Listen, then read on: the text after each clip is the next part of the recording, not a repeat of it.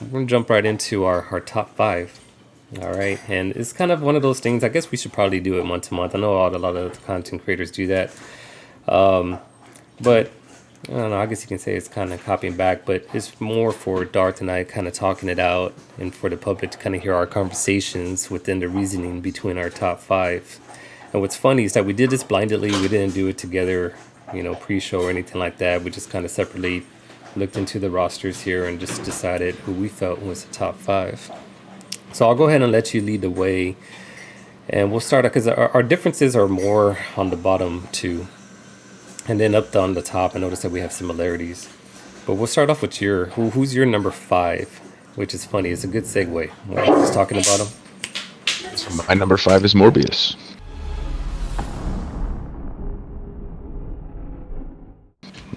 And it's Morbius because of all the reasons I just said. DD5, Pocket Dimension, the Scourge event. I'm using him in all those things that I want to do well in all those things. And he's a war offense character, and I'm a war, nerd. I love war. Yeah, no, yeah, you did just hit on all the reasons there. So with everything you just said, I would have thought it would have been like number two or one, but number five, yeah, So, because he's still fresh and new. I'm sure you're still trying to figure him out. and there's so many other characters with such huge impacts, Like, as far as what we did top 5 characters, so he's impactful in those game modes, but he's pretty limited to his team. Yeah, Like you want to bring him with his team. Not that he has to be like in Dark Dimension 5. Obviously, he's not, and he's doing just fine. But there's other characters. There's so many top-notch characters right now. yeah. All right, well, let me jump in. I also apologize for my dogs in the background. They're barking at each other because they're trying to eat. so, so if you heard a little bark noise, that's them fighting over food. All right, so let me talk about my number five. My number five that I put on here is kind of for the same reasons that you're doing with Morbius, but it's Lady Deathstrike for me. I did gear up to G16, and she's the I guess the real number one reason for me personally is that I think she's made 100% difference for me on our daily doom raids in the tech section. That's just flat out the main reason why I just felt the need to push her on the top five. And it's because of that daily doom. When I go into the raids in the tech section, the fact that she's able to go ahead and control speed and put that rewind effect, which is, I think I'm looking at the wrong one. No, I think it is on her special, ain't it? Yeah, 3-turn cooldown, man. That's a nice one too, because the cooldown's so low. Yeah, I just love that aspect of it. And I think because of it, any character, in my opinion, that has some type of speed control feature, whether it be rewinding, whether it's gaining for the team, is really crucial for the game itself and becomes an instant plug-and-play player with other rosters, whether you're going into the arenas, you're going into, what are the other daily game modes that we have? I forgot to call it. But that's why I liked her up here. And plus, her damage aspect that she has. I mean, she definitely punches pretty heavily on the defensive opponent. And I only have her at 5 red stars. I don't even have her at the 6. So, well, for some reason, I feel like you have her at 6. What red star level do you have your Lady Deathstrike at? Just 5. Is she at I 5 just too? have her at 5. She's 6 yellow. You know what? That's one I've considered promoting though with gold promotion credits because, just like you said, because I use her so much. Yeah. Yeah, so that's kind of where I'm at right there with her. Now, we'll jump into number 4. Number 4 actually is one that we have similarities on, so I'll let you introduce who's the number 4 character for you.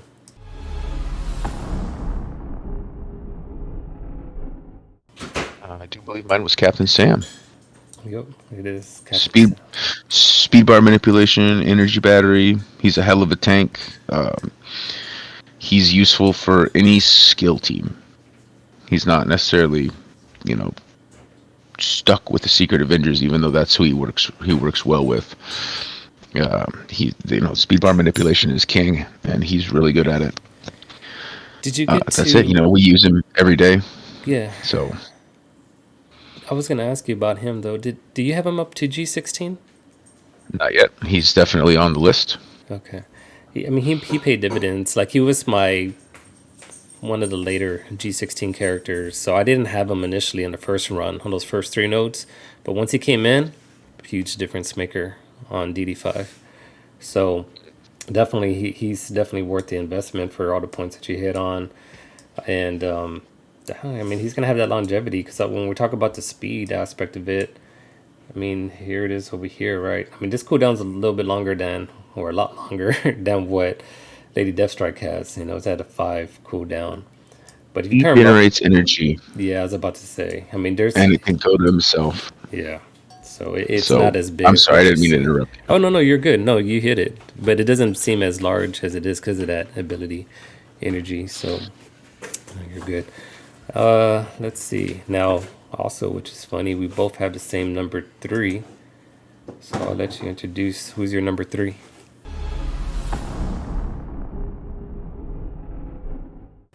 I did Omega Red. Yep. And look, Uh, can't hit that button yet. I haven't hit it yet either, and I can. It's because he's so long.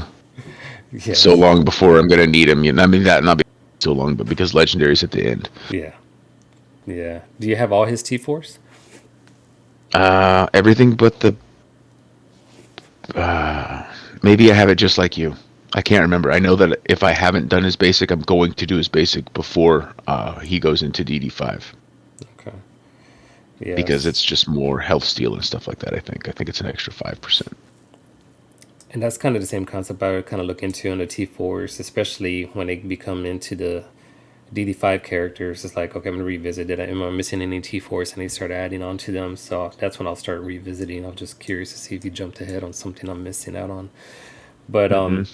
but yeah, I mean, for him, what I would just kind of say is he's part of the meta war offensive teams. But more so, what I also appreciate about him is that I think he is a true individual meta counter. And I guess what I mean by that is that this is a guy that you can actually use to control like the other individual meta teams. Like we talk about Dormammu. And I'm gonna pause on that one because I know the last we're not kind of going into war instincts here. But was this your first time in war going against Dormammu earlier during the week? Yeah. And then Yes, it was. what team did you It, use? I used my Weapon X, but we'd never seen a Dormammu team before on War, and it wasn't a true match for me because somebody else had gone in first Yeah. and eaten up a bunch of cooldowns, so they didn't operate correctly, and I got to walk all over them. Yeah, so but it was a matchup where they actually paired their Dormammu with Doom. So Hmm. anytime you see Doom on there, this guy is kind of a counter to Doom now with his instant, first turn ability block feature that he has. So I think that's the main reason why for him, he's just a strong character as far as health, damage, and then the abilities that he has. That's kind of where I kind of stand as far as having him on the top 3. Stand alone. I mean, think about it. Both his special and his ultimate are ability blocks. That's crazy. Hmm. Yeah, I mean that's a big heavy. That's probably my favorite trait for a character to have is that ability block. And and it's funny, I still have him here as a skirmisher because I'm gonna stick to my stance that as the game goes on and characters get stronger and get higher focuses and stuff like that. That's kind of the main reason why I'm leaving him as a skirmisher, just for that focus to land those ability blocks. All right, and then we'll go into number 2.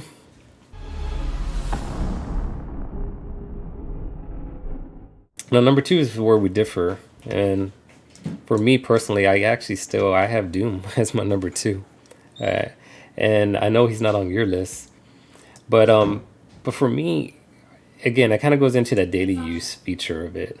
I definitely still need him heavily on that tech section that I was just speaking on, and the he's just I think with him he's not exciting. You know what I mean? Like, I don't think he doesn't have like a lot of exciting stuff. It's just kind of like a one trick pony in a way, where he just kind of brings out his bots.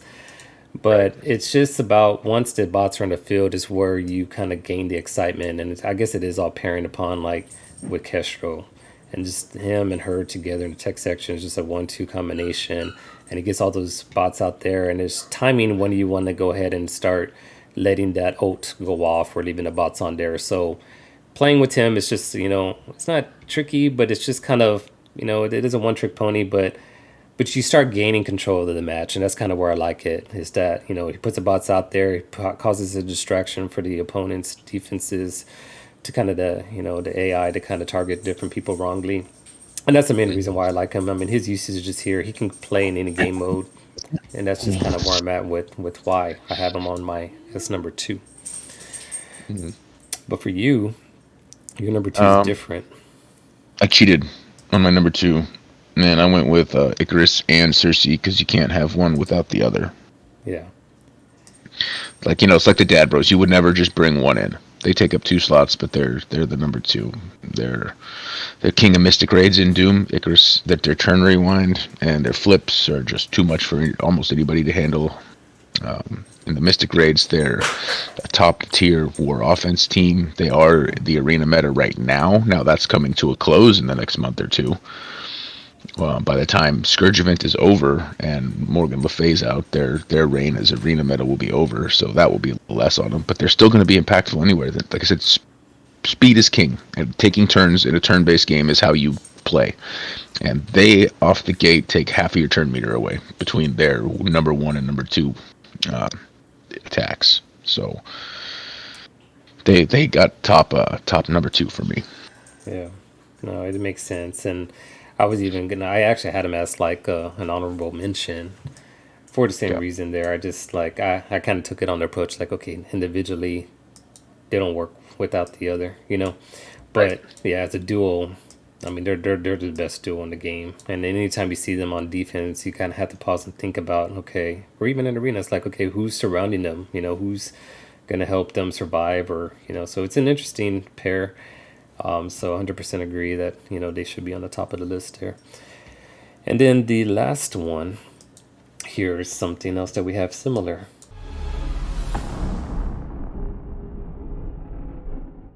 And it's just funny to kind of bring up this person to still stay strong up here. And that's Kestrel, right? She's a year old, man, and it's crazy. Like, but she is the best plug and play character in the game still. Her passive is just the best passive in the game. She wipes people out. Yeah. And that's the main reason why like I have Doom. So if anything, I probably have my duel between like Duel and Kestrel, like where you have Icarus and Cersei. But the way they go in there and detect and the way they just kind of manipulate them once that defensive down is landed. And I guess that's why, Lady Deathstrike is up there on my team too. I'm just so happy with the features and what, as soon as you land that defensive down, and then Kestrel just starts eating them up on her passive whenever you start doing those double taps. So definitely she is a number one character. I mean, like you said, she's the best plugin. She can play in any game mode. And so I definitely have no regrets when I upped her level to a 7 red. I did that a Mm-mm. few months back, and it just paid even much, much more dividend on that passive that you speak of. So, it's funny because I've been wanting to hit the odd in button right here for that G16, but kind of the same reasoning with our Omega Red. She's just a little bit in the cosmic area, so I'm still kind of pausing because truthfully in that cosmic section of DD5 there's so many other characters on there, so it's just trying to decide, okay, where do I want to spend, do I need to save or not? But well, that's where Pocket Dimension comes in and really was a breath of fresh air, right? Oh So yeah. I yeah. will say this as far as new characters are concerned with Dark Dimension 5. As far as I'm seeing, the new characters are a lot cheaper on your Gear 16 gear than your good old characters. Like, actually, Kestrel's really cheap. It's only 4 total pieces there, so that's not bad at all. But, like, Morbius was 3 pieces. Dr. Voodoo is 3 pieces. Scarlet Witch, or not Scarlet Witch, Scarlet Spider was 3 pieces. Ghost was 3 pieces. Like, there are budget ways now to do Dark Dimension Hmm. that are good choices still. But she's also I would consider her a budget choice too, because it's only 4 pieces and they're split up. There's going to be 1 or 2 skill pieces and 1 or 2 tech pieces there. Yeah. Well said, man. Yeah, I know you've been definitely eyeing all of that because I missed that. So I'm glad you're bringing that up because as slow as I kind of bring up the characters, right, I never get to see like, okay, what button is next on these boxes that are kind of highlighting. And so I know you've been able to kind of see that in advance. So thanks for bringing that up. And that's just a good foot thought for those that are still kind of working on their characters. They're just realizing that, hey, you know what, on the horizon there has been that pattern there. So appreciate the feedback. I think that's about it for today's show. If anything, we'll kind of round out the honorable mentions there. So I mentioned Icarus and Circe as my honorable mention. The last one that I had on there that I think is worth notating is this guy right here. Is Shang-Chi. He was really on the fence about being like a tie between my number fives between Lady Deathstrike. The only reason is that, you know, as you can tell, I didn't, you know, get the G16 on him yet.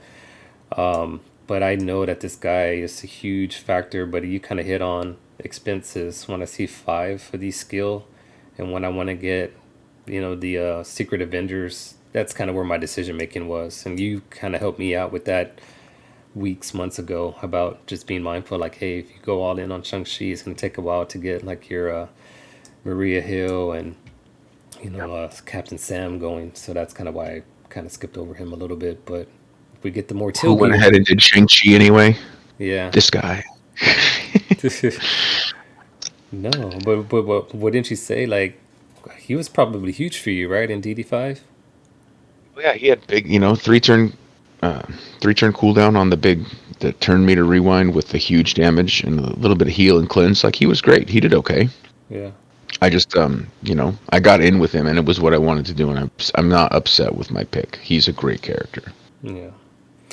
But like you said, now I'm short on skill gear.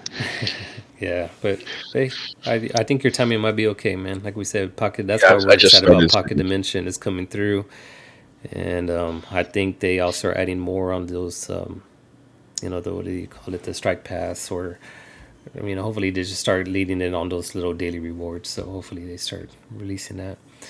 But who's your honorable mention to kind of close out?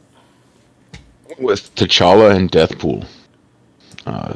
I want T'Challa because I play with him every day during the tech raids, but only on one node, and I have a lot of fun with him in war. It's still I think he's up there because of his special.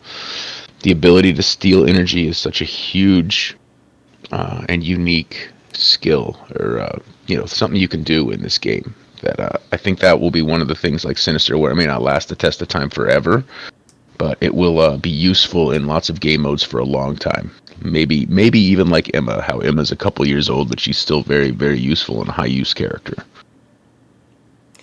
To kind of pause on that point right there, that it just right when he said that, it had me thinking about the first time we faced that Dormammu on war defense, and I know some theory crafting behind was being discussed about using him as a Dormammu counter. So something to think about, because he still has that ability, energy, and kind of prevents Dormammu's going off. You know, so something to think about. Either that is if the target is blind, and I think Dormammu spawns with the Green X. What the hell is that called? Not Disrupt. That safeguard. Well, the one that's not safe, the one that doesn't allow you to get debuffs. I don't know why I can't think what it's called right now. Yeah. Okay. It's the Green X. Yeah. I forget. Just well, anyways, I know what you're talking about. And then the second, what's your other honorable mention? What's Deathpool? Deathpool. She's I have her 7 red stars. She's not gear 16 yet, but she's a monster, and she was number 1 on my list when we first did this 3 or 4 months ago, and she still holds value. She's still Circe and Icarus may dominate the Mystic nodes, but it's only because Lady Deathpool's there feeding them all the energy, so they continually do their big bad moves. Yeah. No, she's the one thing I would say, and I like that you have her on the list here, is because what's weird is that she can become forgotten, and I think it's only because that mystic trait is so saturated with new characters that's where she just kind of falls off the radar for a lot of folks. But for someone like you that pulled a 7 red, you know, and her passive ability going off there and killing others, and what apparently that they're still saying that she's still not fully functioning the way she's supposed to be functioning.